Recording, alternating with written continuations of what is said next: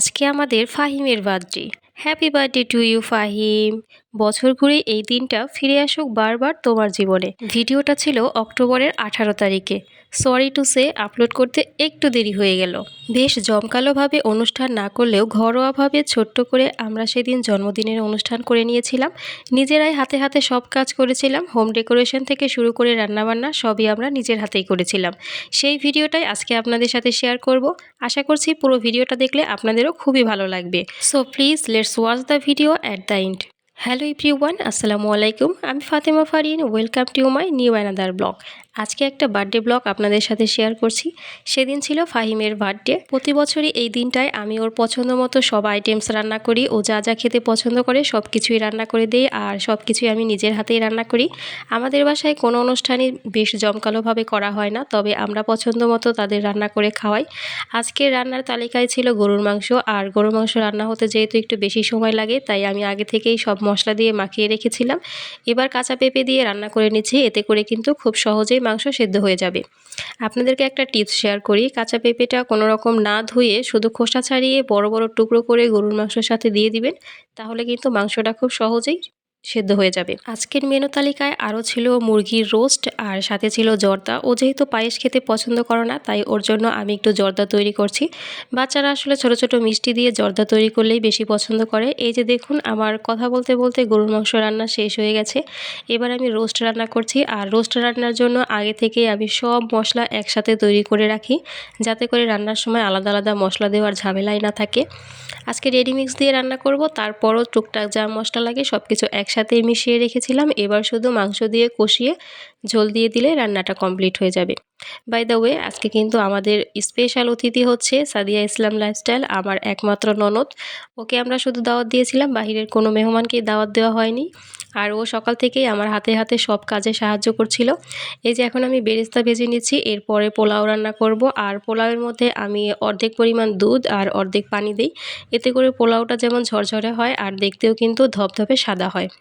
এই যে এদিকে জর্দা রান্না করছে, আর আজকে জর্দাটা কিন্তু আমার ননদিনই রান্না করছে, কারণ ও এর আগে অনেকবার রান্না করেছে জর্দা। ওর হাতের জর্দাটা বেশ ভালো হয়, ঝরঝরে হয়।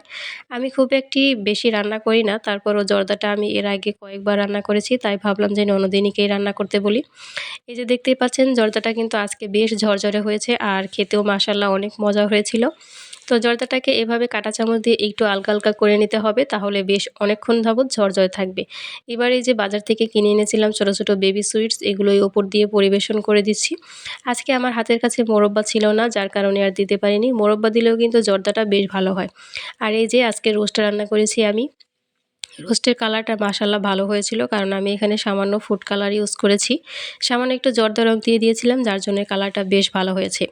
এবার আমার বড় যা সবাইকে খাবার সার্ভ করে দিচ্ছে, তবে একটা প্লেট আমি আলাদা করে খুব সাজিয়ে সুন্দর করে পরিবেশন করব।